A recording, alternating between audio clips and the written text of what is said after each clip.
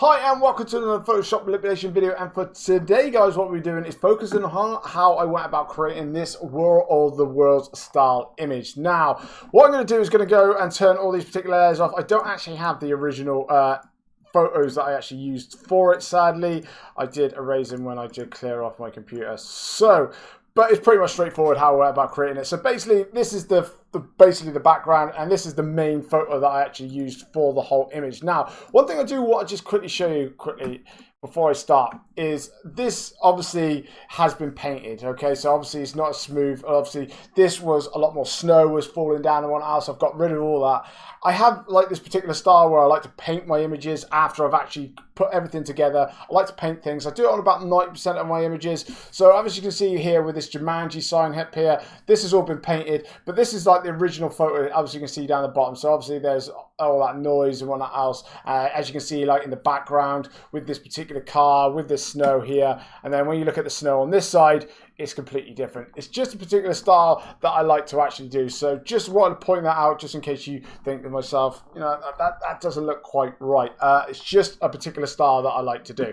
So let's go ahead and go about how I create it. So obviously, basically, I just put this particular photo in. Didn't really make any changes to it whatsoever. I really like the way that the actual photo was looking. So first of all, let's go for the back tripod. Okay, so first of all, what I want to do is make sure we have more than one tripod walking through the city. It just looked a little bit boring with just a one. So for this one, it's pretty much straightforward. I got this particular image offline. Use a pen tool, just cutting them out, and then I just placed them into the image. Now for actually getting him in and making him look like he's actually walking down this particular street, placed him how I wanted to, got the position actually right, and then I just basically just masked out the area just to make him look like he's actually walking down this particular side. Now to actually make him, you know, fit to the scene and whatnot else as well, we've got some obviously a solid color just to match where like this color is as well, just to place over the top. Does a color balance and some exposure as well. Pretty much basic standard kind of things just to place him into there. So he looked pretty good. Then it was on to the main guy, and this is the front tripod. So for this one, as you're going to notice straight away, is holy, I've got a lot of layers onto this. Now for this one, I was putting the color balance, even use curves. I just could, like, the way that the photo was taken, maybe, I'm not too sure, but I just couldn't quite get this tripod looking the way that I wanted it to look without using all these different layers. Now, one thing I do like to do on a lot of my images also, though, is I do like to use a lot of different images, especially like if I'm using shadows, trying to darken an image, I use a lot of exposure, some curves, obviously to paint some black on and whatnot else. That way, I find that it gives me a lot more control, so I can go back and adjust all the little different layers until I get exactly how I like it. Now, I know a lot of people use a lot less layers.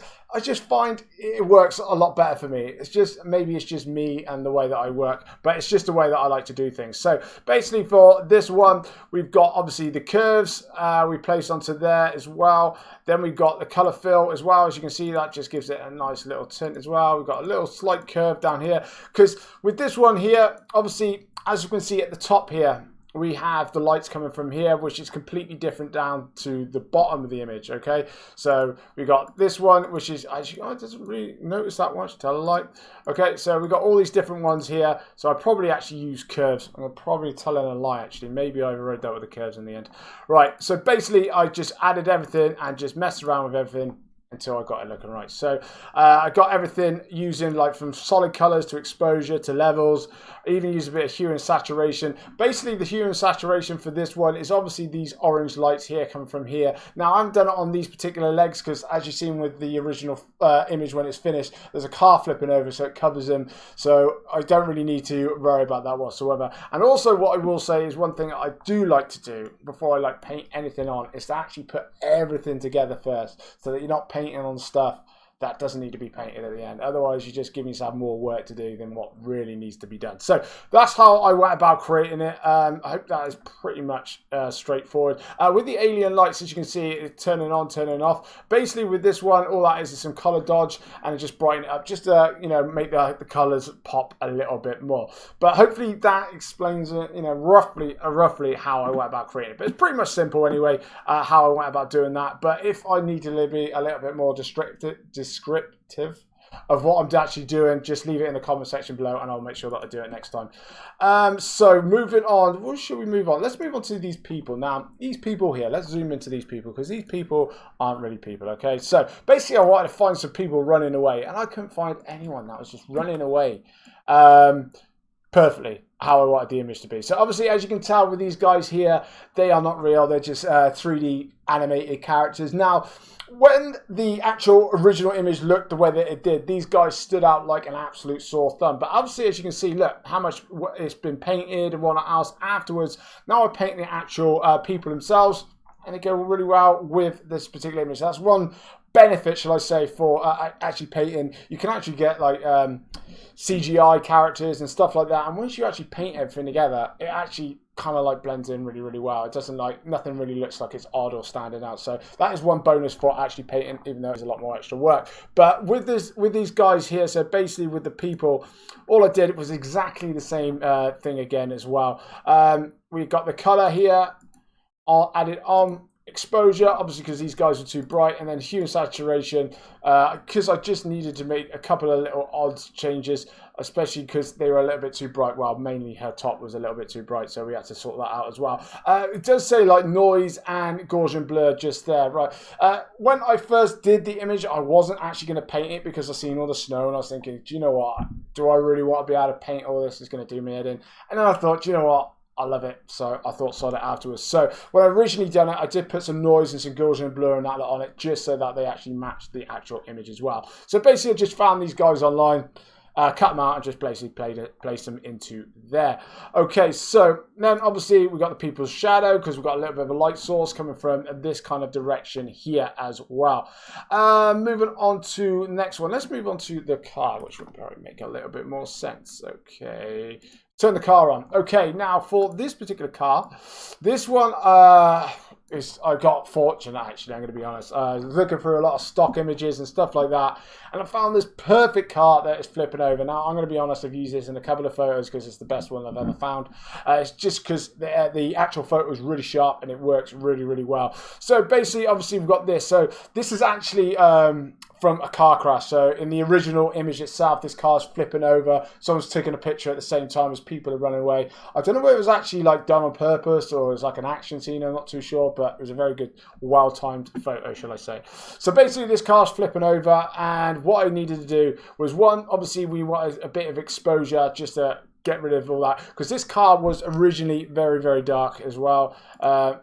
So also we added some curves as well. So as you can see with the curves, you've got this like kind of like I don't know what you say, like a kind of like a purpley kind of color at the top there. So we needed to change that. So we've got the blue on there to make that look a lot better as well. And then we have a shadow as well. So this is what I was saying, like when we take the exposure off, as you can see, the car was very, very bright, and obviously it wasn't going to really go well. So added a bit of exposure, lowered it down to that was looking okay. Then we put that one on, and also have this car shadow as well. So actually, if I take these off again, because this was actually taken in bright sunshine, this car. So obviously we've got this harsh sunlight there coming onto the back. So once I put these two on, I still had this issue there, and it was just bugging me. It wasn't catching. It was catching my eye too much. So I placed that on there just to darken those kind of areas up as well. Now with this one as well, as you can see, it's actually blurred out as well because obviously it's closer to the camera. So if someone was taking a photo and you're actually aiming straight for, say, like the tripod or whatnot else,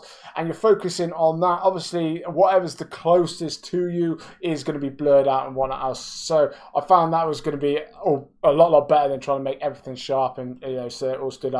So it looks a lot better like that, and obviously with this car flipping over, it looks like it's actually in motion as well. Now I was going to go for like an explosion behind this particular car here. Yeah, I don't know. It just didn't look right. I don't know why. It's just I couldn't get my head around it. Now I'd imagine a lot of people have been quite happy with it because maybe he shot down it to the ground. But for this one, what I'm pretending he's doing, he's stamped on the ground sort of thing, or he's kicked at the car and it's flipping over, and obviously all these people are now running away. So basically, that was all the main images that I actually put onto this one to actually make it work. And then we've obviously obviously mainly because I painted the image, so we got rid of all the snow. So like I said before, this was like heavily forecast snow, really noisy at the top of one house. So I needed to add all that back into the actual image itself. So obviously we've got the snow here going down. So we've got small snow particles here falling. Now this is obviously further back, which I actually wanted as well. So it's a little bit further into the distance. And then with the next lot of snow, we got a lot more closer up. So we got some snow down, it's adding a little bit more depth to the actual image. And obviously we've got the ones that are closer to the camera lens. That's going to be a little bit more blurred out. Because otherwise, if you just put a bit of snow plonk it straight on the top, it's just going to look a little bit odd because there's no snow in the background. And things like that just, they just bug me. They bug me. I can't look at it. It just doesn't look right. Okay. So also, as we'll notice at the top here, so we've got this fog at the top here. And obviously, as you can see with these buildings here as well, obviously, like I said before, we've got some really low clouds in the city. We've got a lot of snow going on, so a lot of fog, and everything. Like, I don't know what I'm saying. Basically, there's not a lot. There's a lot of fog. Just ignore me. Right. So basically, what I done was get a fog brush. So we sorted out a fog brush and we placed that onto the top. So as you can see now, we added into like that. So now we've got these buildings here at the back, because obviously they're going to be further back in from the image, so they're going to be a lot more blurred, obviously a lot more covered from the lower cloud. Everything closer to you, you should be able to see a lot more easier. So obviously with this one, I placed this actual fog on, and then basically just change the I'm not doing very well here, am I? The opacity, just so that it obviously suited to the image the best that it could. So basically, that was the main bulk of the actual image actually put together. Now, one thing that really did catch my eye was, as you can see here on the left-hand side, we've got this orange light. I found it really too bright. It's bugging the heck out of me. So I just toned that down a bit. Just use a bit of hue and saturation, and just toned it down a little bit, just painted over the top. So then we had to move on to changing a couple of things. Now, as you can see here, just a little couple of subtle changes before I went into Camera Raw. So basically, we put the curves on. I don't know if you can notice it. I can notice it a little bit. Just change it. Basically, what I did was go into like here and just basically just change just a couple of little values, add a little bit more blue into the image of one else just to get it looking right. Then we moved on to color filter, so with the photo filter, should I say, sorry. For this one, I used the Cooling Filter 82. This is basically just one of the ones that you get into the actual normal Photoshop pack, do you know what I mean? Excuse me, nothing that you actually have to pay for or anything else like that.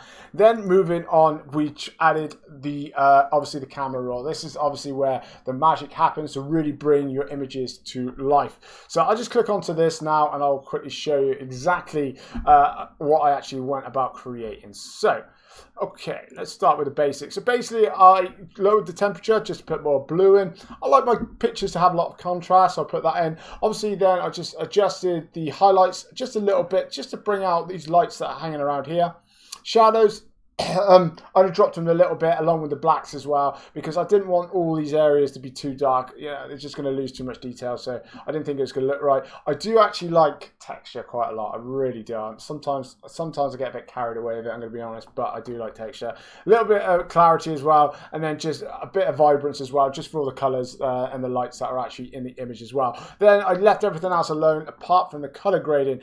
So basically, I put the blues in, kind of like where, as you can see here, and then some deeper blues there for the shadows as well. So if we just check this off, nothing too crazy, just some subtle changes. And obviously with the color grading added with the photo filter and the curves and that lot, all joins together. And then once you put it all together, instead of just concentrating on one kind of thing, it just all puts it together and you have this kind of outcome. Now, I will say I was really happy with the outcome. I've got to say, like I say, once I got to this point here, I turned the snow off here, and then I painted the image. Okay, so then I went through and I painted the whole image from top to bottom, all the characters and all the like the tripods, the people, and everything else like that, to give it this kind of different effect that I really enjoy actually creating a lot of my images that I do nowadays.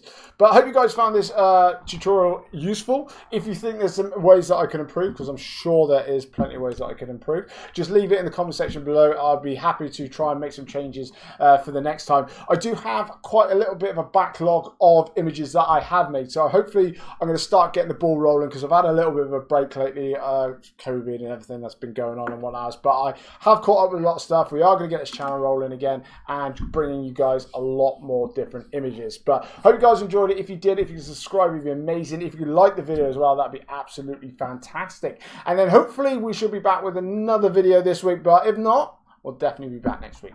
Have a good day.